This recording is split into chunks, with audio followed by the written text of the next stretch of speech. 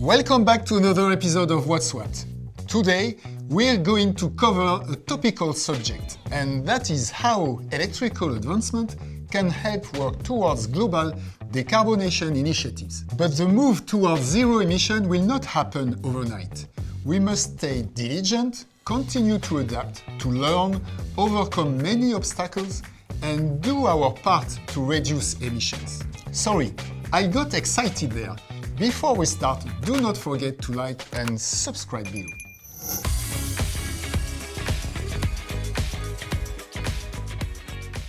The International Energy Agency, or IEA, is an intergovernmental organization that provides data, analysis, and policy counsel for the energy domain. Their member countries represent 75% of the global energy demand, making IEA a key player in helping conduct their battles to achieve zero emissions. Let's take a look into their operations and find out what they hope to achieve.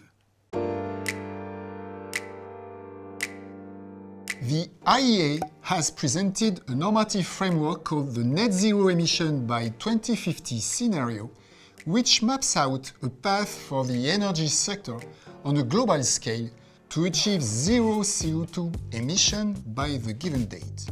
But this framework will rely on the capability and cooperation of all countries involved to achieve net zero emissions worldwide. Even with collaboration for an effective energy transition to be ensured, necessary resources must be secured at all times, thus minimizing volatility in the marketplace. The integration of available technology will also be dictated by cost, maturity, and individual country circumstance. But before we get too far into the future, how about we examine our current situation to see where we start?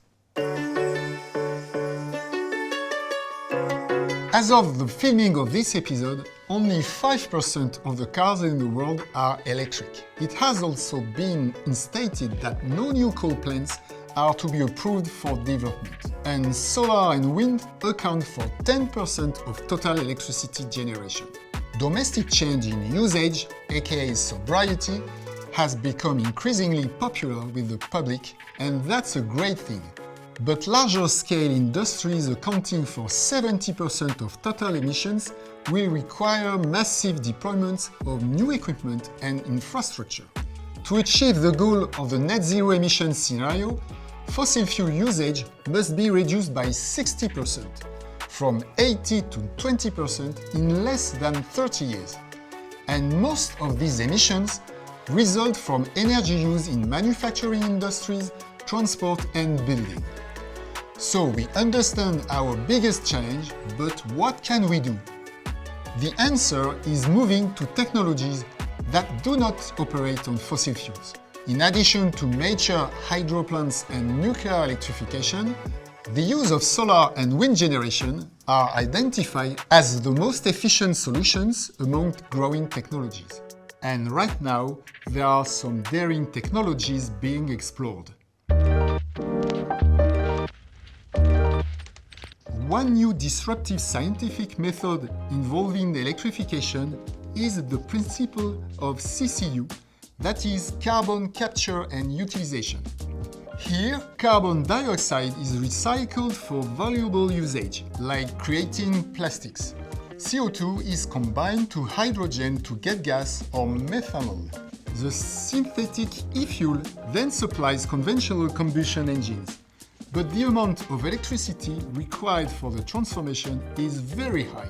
Another innovative technology suggests moving large-scale battery storage to a more versatile hydrogen method, especially when the weight of batteries dubs down aircraft, trucks and boats.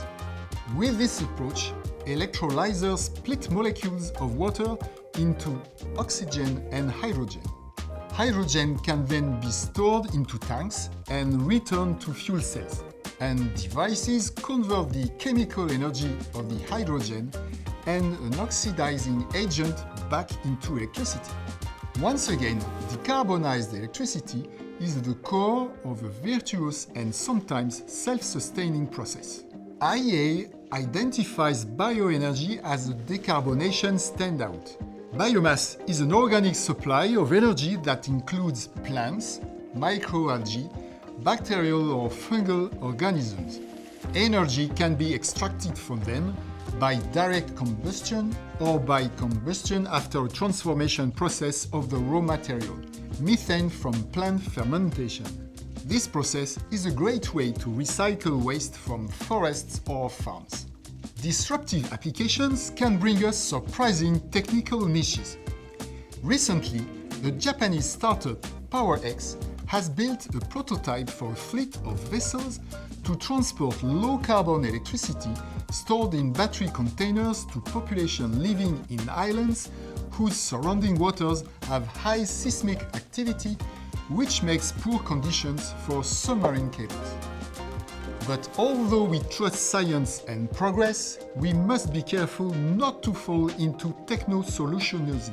Sadly, technologies alone will not solve the consequences of 2 centuries of human activity. It is important we remember that global change will not be cured solely by breakthrough discoveries. We use electricity to heat, to cook, to light, for mechanical action, for chemical transformation, and to control domestic and industrial appliances. If we combine a mix of mature and disruptive technologies to our usage, that might do the trick. We'll be one step closer to achieving sustainable electrification. But energy supply from coal has been stagnant over the last decade, despite the rapid growth in renewable energy. And our world still relies heavily on fossil fuels for energy, including new gas infrastructure to compensate renewable energies when not available.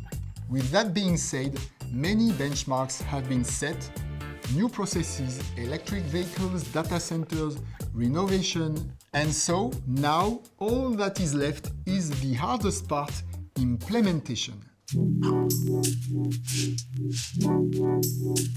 The use of more electricity will require more infrastructure, and transmission and distribution grids must evolve accordingly. But this shift is strongly dependent on public favor. Nothing will be possible without significant investment, acceptance, and innovation. According to the results shared by the IEA, the effort by its member governments and companies is simply not enough to get us on track to achieve net zero emissions by 2050.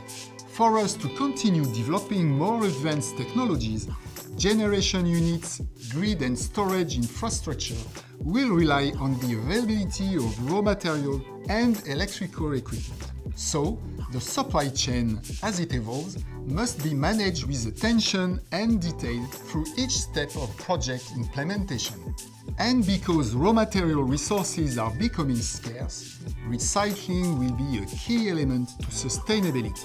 Aside from the reduction of greenhouse gases, electrification has other benefits. It offers innovation, incentive, competition, and the integration of progressive technology, thus having a positive impact on productivity, business, and the worldwide economy.